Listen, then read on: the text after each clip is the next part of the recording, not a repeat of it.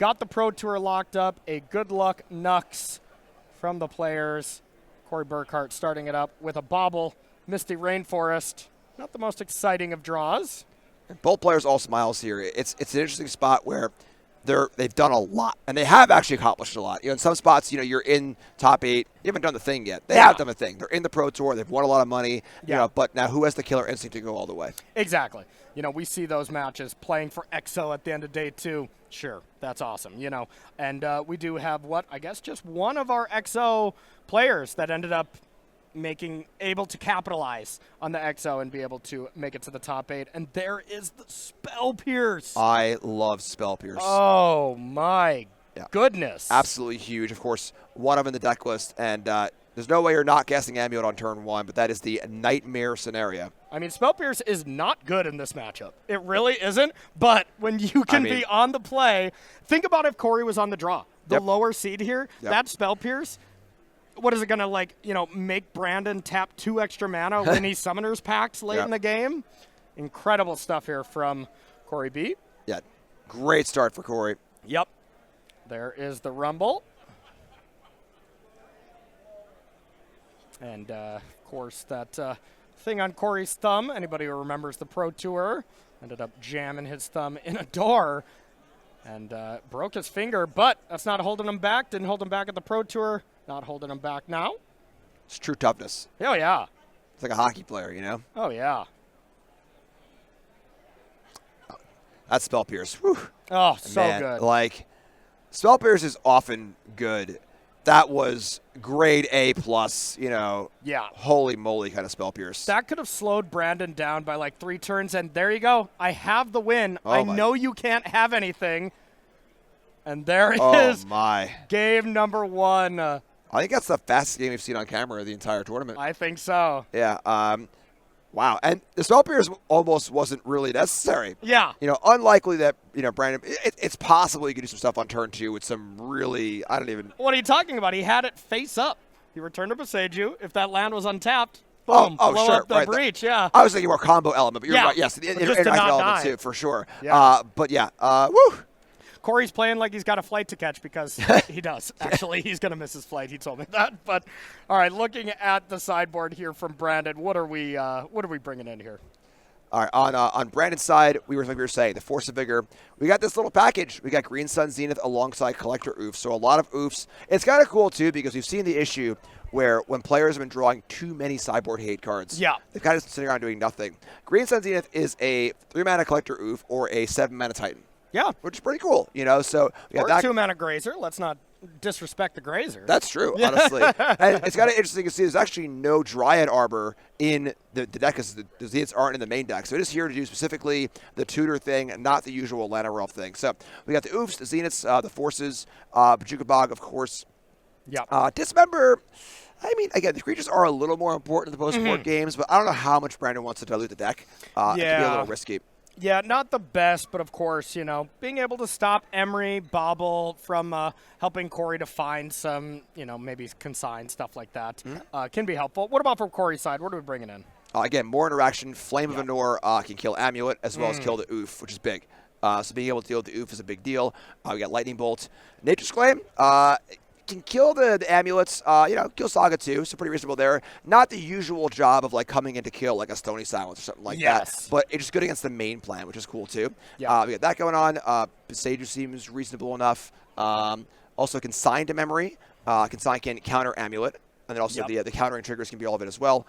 Yeah. And I mean, if, Consign can be that anti-Bajuka Bog. Counter that ability. Very true. If you need a graveyard, can counter Titan to buy you a little bit of time, stuff like that. So, before we get into this match, we got a new set on the horizon, and we can all take a step back here and get excited for Tarkir Dragonstorm. If you want to pre-order this, head on over to starcitygames.com/MTG-TDM. If this limited set is even half as good as the original Tarkir, this is just going to be an absolute all-timer. For constructed also. Yeah. Yeah, absolutely. Manus Rider, Siege Rhino, cool, awesome 3-color decks, cool splashes and stuff. Yeah. And entering a standard format that's already very, very awesome. So excited about this one. Looking forward to it. Yep. And our next event here from Star City Games, you're going to have an opportunity to play Tarkir firsthand with the Spotlight Series heading to Denver here. Magic Spotlight Dragons is going to be really exciting here. April 11th through the 13th. You can check out the hashtag there with hashtag SCG Denver. And go to StarCityGames.com/SCG Tour, or excuse me, SCG Con. And Jim, do you got to qualify for this event or anything? You just show up. Oh. You qualify with your wallet. Oh, amazing. Pay an entry fee, walk in the door, and then Sunday you can be walking out going to the Pro Tour, which is a beautiful thing. Yeah, absolutely. The top 8 there going straight to the Pro Tour, just like this RC. This RC is sending 32 people to the Pro Tour, but we had to do a lot of extra stuff. Every one of these 1,308 players had to win an event or, top 2 an event at a RCQ to be able to get here. So, Denver, no such thing. Yes. Just be able to get there. Limited too. So if you're a player who hasn't played in a while, if you're a player who, maybe you're a lapsed player, don't have a collection, don't want to necessarily get involved in the full system, you kind of want to just pop in here and there, that's your chance. Show in, walk in the door, get you can literally walk in the door with nothing with what you want. Sign up for your entry fee, walk in, and you buy some sleeves at the booth, and you're good to go. I'm showing up without shoes just because you said that. You said nothing. I ain't stopping you. Okay, fair enough. All right, players looking at the opening hand here. I want to say I saw a Spell Snare from Corey. I think I saw that too. That can counter an oof if it is not off of a Zenith, which is a little weird. Spell Snare is one of the cards where I'm usually getting that out of here, but this list in particular has 4 Explorers from Brandon, so that makes a lot more sense. Yeah, 4 Explorer and oof. Spell Pierce. Those are 2 cards I am usually immediately getting out of there. But Corey decides to ship that hand. It looked very, very reactive. Both players taking a mulligan here. There's also the element that sideboarding is not static. Yeah. If we both know that you're boarding out Spell Snare and you leave in the Spell Snare, that can create a scenario where, it doesn't have a lot of good targets, but if it hits an oof or whatever, it can completely swing the game in a spot where, what do you mean you have Spell Snare in your deck? I thought you were supposed to board that out. Yeah. It's like, well, I didn't. Yeah. I lied. Exactly. A little cheeky here. It's interesting to see both. If you're gonna get a little cheeky with a 1-of, sure. Leaving both in is it's a little tough. But it's interesting, yeah. But especially with these open decklist tournaments, you need to really be malleable. You got to be able to adjust on the fly of what you want to bring in, what you don't. People that live and die by a sideboard guide at an event like this usually can run into a lot of problems, especially when you're playing a combo deck like Grinding Breach here. So got to be able to adjust on the fly here. And Corey pondering, Brandon pondering. One thing I see is Haywire Might. That could be a nice one to have in your opener. If you can just pick off an amulet, maybe on turn 1, maybe on turn 2, that ends up being great. But a mulligan to 5 here from Brandon. Wow, yeah, that's tough. And a keep from Corey Burkhart. Interesting, too, here, of course, Corey's on a draw. As we saw in Game 1, Spell Pierce a lot worse of a draw. Yeah. Not being able to tag that amulet. Hey, I don't question the great Corey B here. Yeah. So I'm not going to start now. I get you want to keep the Spell Snare on the draw. That makes sense. But Spell Pierce on the draw gets a little worse. For sure. All right. Let's see. Let's get a good functional hand here from Brandon. 5 cards is tough. Down a game in top 8. And that was a fast, demoralizing game. Yeah. It can feel real bad to be like, game 1 took a minute and a half, and now here I am in game 2 belonging to 5. But that's where the fortitude comes in. That's where your mental game has to be strong and ready to push through, and just kind of give yourself the best opportunity to win. And if any deck mulligans, oh my God, no, Brandon down to 4.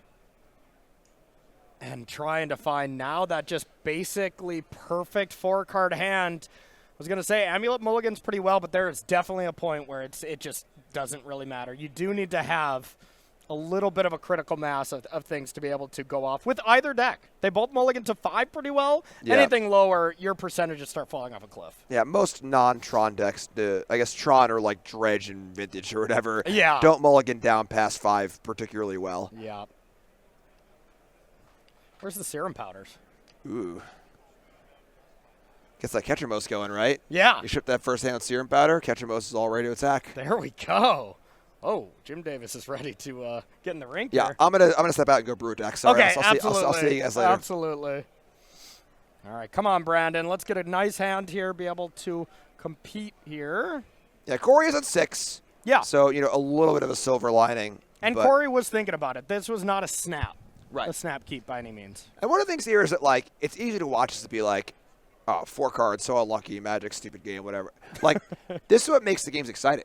Yeah. The games are different. And there is no bigger high than winning a game like this on 4 cards. Oh, yeah. Like, where you're back against the wall and you do what you have to do. You put the right cards back and you just play well. And, like, yeah, those games are so exciting and so fun. Yeah. That, like, it sucks, too. I get it. The old Wars, you just lose, whatever. But the variability of those games, the excitement when they do go well is really cool. Totally agree with you. Totally agree with you. Brandon's like, if Brandon could hear you now, he's like, yeah, real cool, Jim. Shut up, Jim. So cool, buddy. He just unsubscribed from your channels for sure, yeah. Listen, if Brandon wins this game, all right, smile will be ear to ear. Yeah. Then you got a super fan on your hands for sure. Yep. All right, so I see Breach. I see Haywire Might. I saw 2 lands from Corey, so very functional stuff, but does not want to expose Haywire Might here. I like that. Number 1, you get to go get your hedge maze and do some surveilling, and then you get to say, all right, Brandon, go ahead. Play Urza Saga. Yeah, I like that a lot also. Considering the information is really, really important. You know, the mana efficiency here is not even wasted because, like you said, you can spend 1 mana on a Scryland instead, kind of keep things going here. And, of course, with Brandon on such low resources, let's just make sure our deck works here. But actually, we got a breeding pool. Yes. All right. How many Scrylands has Corey got here? Probably 2. Let's double check it. But I think this is a lesson in, maybe restraint a little bit here. Okay, it does look like there's just the Thundering Fall. So that makes, I was just about to give Corey endless props for being like, you know what? He doesn't know what he wants to draw yet, so maybe you don't want to surveil. But I know he needed green mana because I saw Steam Vents as the other land. So this was just a case of Corey wanted to cast his spells, but Corey's still great is the moral of this story. For sure. Yeah. Excellent player. Yeah.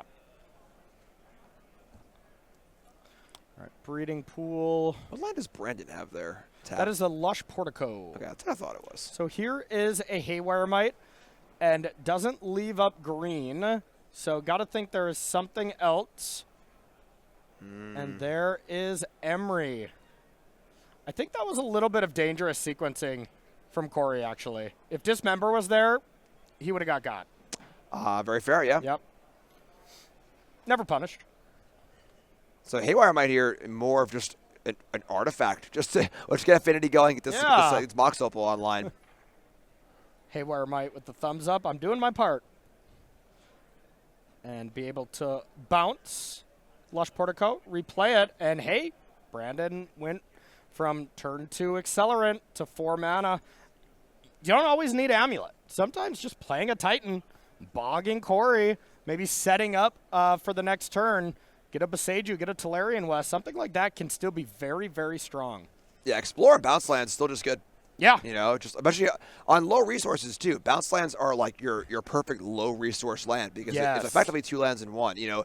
Obviously we're used to seeing it, being tapping it on tap with Amulet and stuff, but like at a base level, a bounce land is just 2 lands in 1.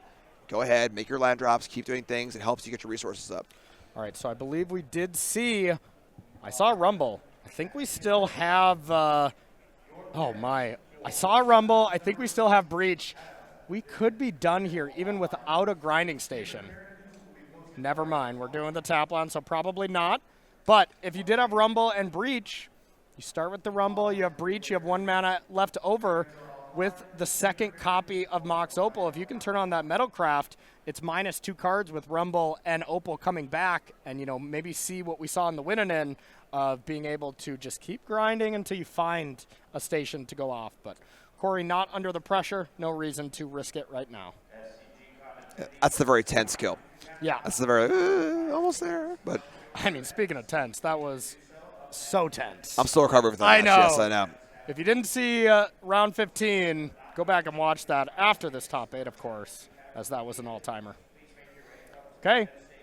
Mox Amber and pass. Corey had Flame of Anor as well, I believe.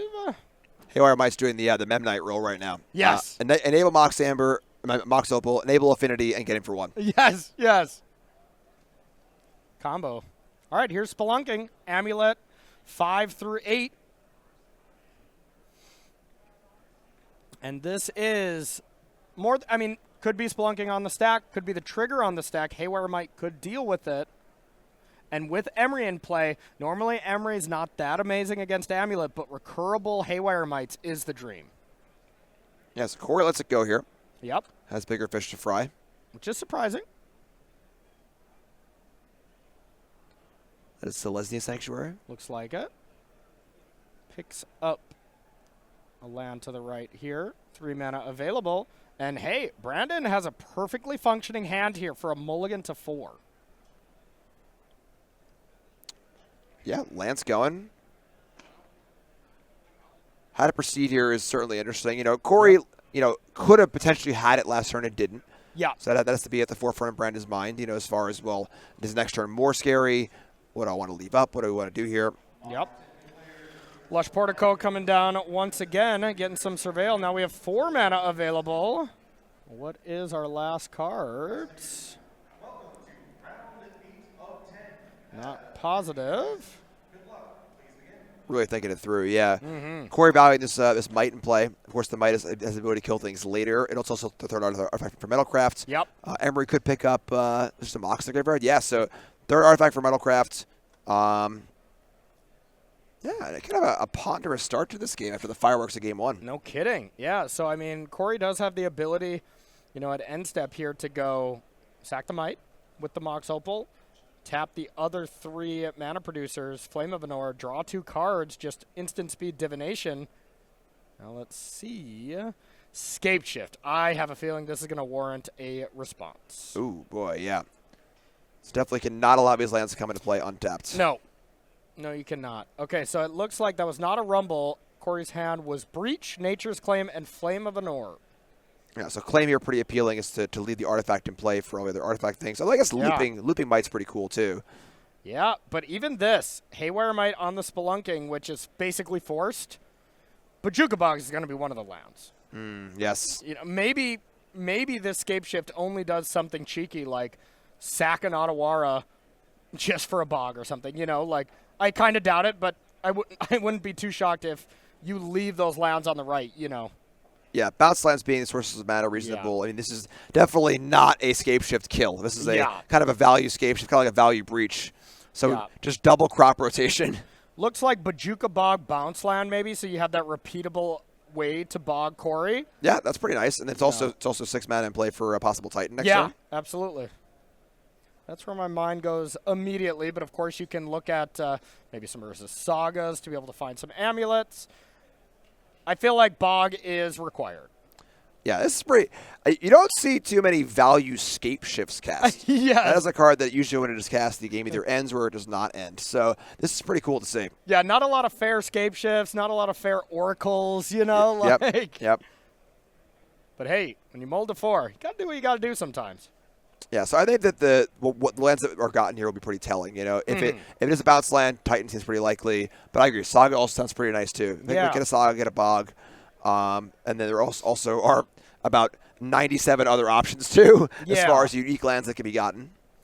It does. Okay. Yeah. Right, there's the Bog, and it looks like a Teleria West. Teleria West. So that allows a Titan to be cast if it's in hand for Brandon, or you have the ability to turn a bounce land into a build your own Titan. A little slowly here, that untap effect for sure. Now, all this being said, it looks pretty clear that this is about it for turn. Flame of Anor, draw 2 cards. If we draw Grinding Station, Corey Burkhart's into the top 4. Rumble. Breach. Rumble's a lot of looks. Yes, it is. Now you get 1 more look at a Grinding Station and then 4 more. And honestly, if we could find another Mox Amber or another artifact and a redundant Opal, you can win with Breach and Rumble. Okay, there's Artifact 3. That's a big deal. There's your artifact. It's 3 artifacts there, Metalcraft on. Yep. Let's get ready. Okay, it wasn't a second Breach. It was an Unholy Heat, so have the ability to do something there. 4 looks. Are we grinding?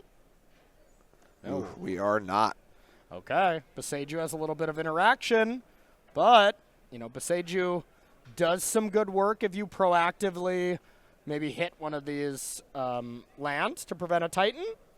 But that's not the most exciting play by any means. Yeah, it's not often that Besager's like a Stone Rain-esque effect can be able to go down mana, but on a bounce land that does do that.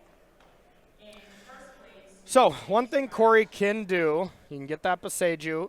Corey can float a mana with the Opal, bobble himself. Let's say you see a grinding station. Then you can go Breach and Rumble because you know it's there. But outside of that, without the second Opal, without the second Amber, going Breach Rumble here could easily lead to a fail rate. You have far too few of cards in your graveyard. Yeah, very risky. Yeah. And now, of course, we see 2 cards in hands of Brandon. This is the ball get to 4. Yeah. And Corey has to feel somewhat safe here, as far as what's Brandon capable of. But gotta get a look here and look at Brandon's deck. Looked like a Besager. I agree. So here is Bobble back. Now, Corey can do the, hey, I'll Besager you. And you think like, oh, is that card so good? I believe this is a May. You don't have to search. I believe that is true, yes. That would have to be a pretty good card on top. I think Brandon needs the resources. So. Yeah, double Stone Rain's a little harder of a sell. Yeah. Okay, Brandon gets done tap. Has 6 mana. Has the ability to have a prime time. Maybe this is just Corey playing revealed here. Nice guy, Corey. Nice guy, Corey. Brand's got a lot to think about here, too, because if Summoner's Pack's in the equation or something like that, and you want to go for a Titan that way, we're just casting Titan here. We're Amulet-less, we're Spelunking-less. This is certainly not the plan A for what Brandon's trying to do. So Brandon's trying to piece it together and, get some interaction going and get some forward progress as well. Okay, so I saw Aftermath Analyst, the other 2 cards in hand, Besager, Crumbling Vestige. So this is it. This is the action, but it's definitely not nothing. Yeah, there are a lot of lands in the graveyard. Yeah. We got 4 lands right there? Echoing Depths, Odawara, Lush Portico, and I can't tell what the one is above the Odawara. That's Sanctuary? Yeah, maybe Sanctuary, Yeah, Celestial Sanctuary.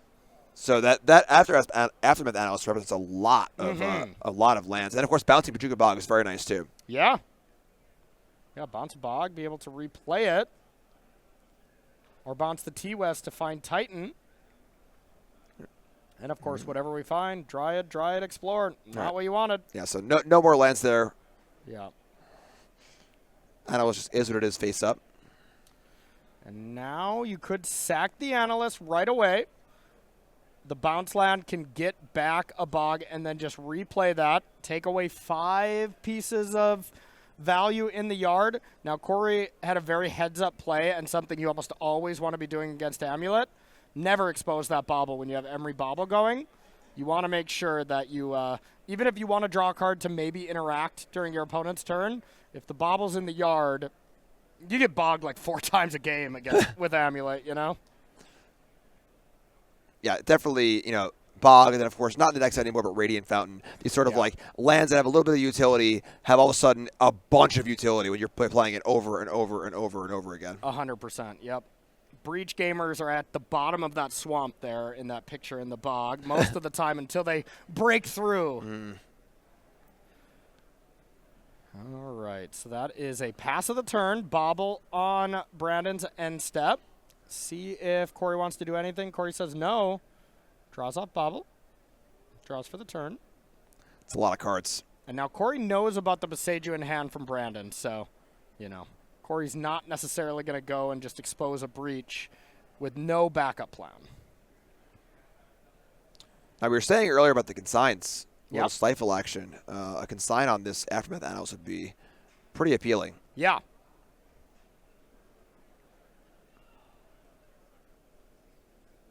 That's not activated, right? It's only my apologies. Only triggered abilities. Not actually stifle. Yeah. My bad. Oh, God.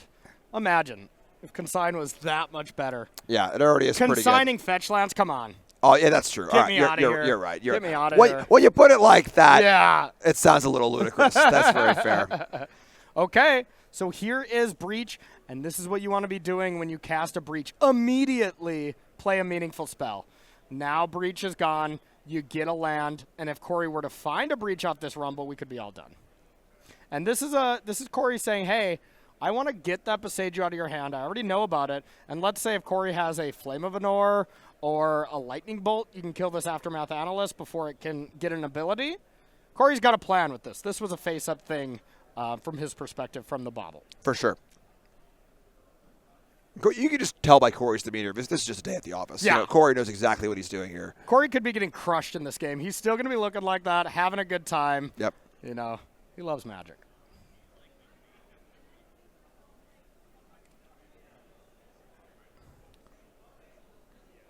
Here's the flip. 1 land, 2 land. Bolt you can't get, Rumble you can't get. So, want a Breeding Pool or do you want a Tarn? Not super exciting. No, pretty bad. And you don't have that many fetchable lands here, so wouldn't be too shocked to take this Breeding Pool instead of the Tarn. Here's a fetchable land count. And looks to me like we have that basic land. But you kind of want to leave as many lands in your deck as possible, as if you just keep getting Boseiju, it goes from being a strip mine to, what it truly is. Corey agrees. Yep. Take the Breeding Pool. Without the access to the surveillance, also the fetch land is +1 card in the graveyard, I suppose. Yep. Which can be somewhat relevant, but yeah, very relevant in certain games for sure. That's why the old fetch land, shock land mana base here. I mean, it's been amazing in Modern forever, but so good in these decks. Yep. In Temur Breach. Bubble. This Emery has gotten a lot of work in. Been around that for a number of turns, just slowly accruing more and more value. This looks like 1 red and 1 colorless to me. Oh, baby. Uh-oh. So this is take 2. Now, just on the surface value, I think this is Corey saying, I don't have it. But this is 2 face-up Rumbles to look for it. Yeah. And what's going to happen here is you're going to see Rumble number 1. If we ever find Grinding Station, game over. If we find an Opal, you get to, instead of going -2 cards each rotation, you actually get to go even on cards, I believe is the math. Yeah, because you get rid of the 3 to cast the yeah, even on cards. So every amber or Opal you find, it's just break even. And if you don't find Opal, anything like that, you get -2 per interaction here if we have a second Opal. So there's the Grinding Station in the window. All right, sure. Life is easy if you're Corey. Yeah, incredible stuff. Grinding Station comes down, and all it is does Brandon have any other piece of interaction? We know that last card is Crumbling Vestige, so Corey's trying to cover all the bases. Can I play around anything? Is there a need to? What can you have with 1 blue, 1 black available? Endurance, off the table. You don't have 2 cards available. Corey's piecing it together. There's the Grinding Station, and that looks to be the top 4 berth all right. here from Corey Burkhart defeating Brandon Mcarthur.